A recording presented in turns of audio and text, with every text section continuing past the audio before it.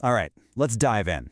We're about to crack open a text that's nearly 3,000 years old to get an answer to a question that, honestly, feels like it could have been tweeted out this morning. I mean, it's the big one, right? What does God actually want? Is it about getting all the rituals perfect? Making some huge, grand sacrifice? Is it just about believing the right things? People have been wrestling with this question forever.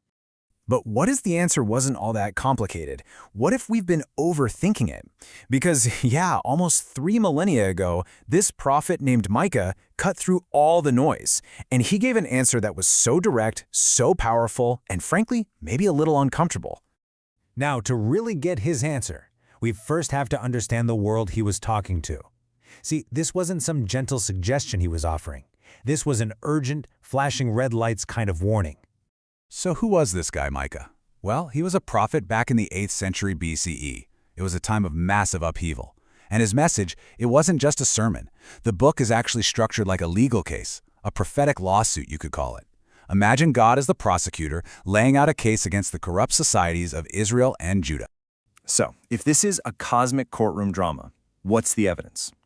Well, Micah doesn't hold back. He presents a devastating case, charge by charge, against a society that had completely, and I mean completely, lost its way. And he starts right at the top, with the leaders. He lays out this stark contrast. First, he asks them a pretty basic question. Hey, isn't it your job to know what's right? But then he immediately hits them with the reality, you who hate good and love evil. Whoa. This isn't about them making a few bad calls, it's about a total inversion of their entire purpose. And listen, Micah does not mince words. The language he uses to describe what this corrupt leadership does to people is, well, it's brutal. He basically accuses them of treating their own citizens like animals to be butchered and eaten. It's this shocking, visceral image of a predatory, almost cannibalistic system of exploitation. And this rot, it had seeped into every single level of their society. You had the powerful just taking people's land and homes by force. You go to court, and the judges are taking bribes. You go to the temple, and the priests will only teach you if you pay up. Even the prophets, the supposed speakers for God, were for hire. The whole economy was crooked, with the rich using violence and cheating regular people with dishonest scale.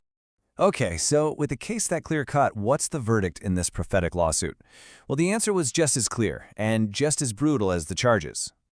For the northern kingdom, with its capital Samaria, the sentence was total destruction.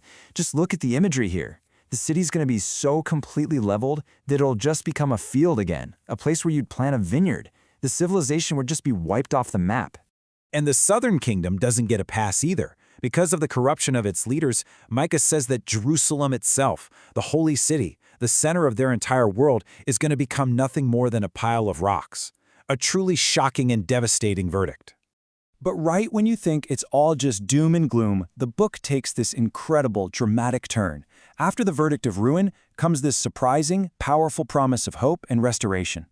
I mean, just listen to this. Out of all that ash and judgment, Micah paints this picture of radical peace. It's a future where the very tools of violence and war, the swords and spears, are literally reforged into tools for farming, for creating life. A world where war is such an old memory, they don't even teach it anymore. And this isn't just about big armies laying down their weapons. It's about a deep, personal security. This image of everyone sitting under their own vine and fig tree, that was the ancient dream. It meant you had your own place, you had enough to eat, and you were safe. It's a vision of a world where no one has to live in fear. So, you have to ask, where is all this hope supposed to come from? Micah points to this tiny, seemingly insignificant town, Bethlehem. He says that out of this small, overlooked place, a new kind of ruler will emerge to bring about this peace. It's a theme you see again and again. Huge hope coming from the most unexpected, humble places. And ultimately, the real foundation for all this hope, it isn't about human goodness. It's about the very character of God. Micah concludes that God's fundamental nature isn't anger, it's mercy. And not just that He's merciful, but that He delights in it. That's the ultimate reason for hope. Which brings us right back to our original question. We've seen the lawsuit, we've heard the devastating verdict, and we've seen this incredible glimmer of hope. So now, Micah sets the stage for humanity to finally ask, okay, after all that, what do you actually require from us? And you can almost hear the people guessing, right? They're thinking in terms of religious performance. Okay, so what's it going to take to make things right? Should we bring thousands of rams? How about rivers of olive oil? Should we offer our firstborn child?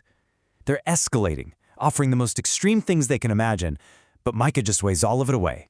That's not the answer. And then we get it. The absolute core of the entire book. The simple, profound answer to the whole question. Micah says, look, it's not some big secret. He's already shown you what's good. And what does God require? 3 things. First, to do justly, to act with fairness, to fix what's broken in society. Second, to love mercy, to go beyond just being fair and show active, compassionate kindness. And third, to walk humbly with your God, to live your life with an awareness that you depend on Him. That's it. Justice, mercy, and humility. And suddenly, this ancient prophet's message feels incredibly relevant, doesn't it? It cuts right through all our modern arguments and complexities and leaves us with a simple but deeply challenging standard. It's a question worth asking. In our world, in our communities, in our own lives, what would it actually look like to focus on doing justice, loving mercy, and walking humbly?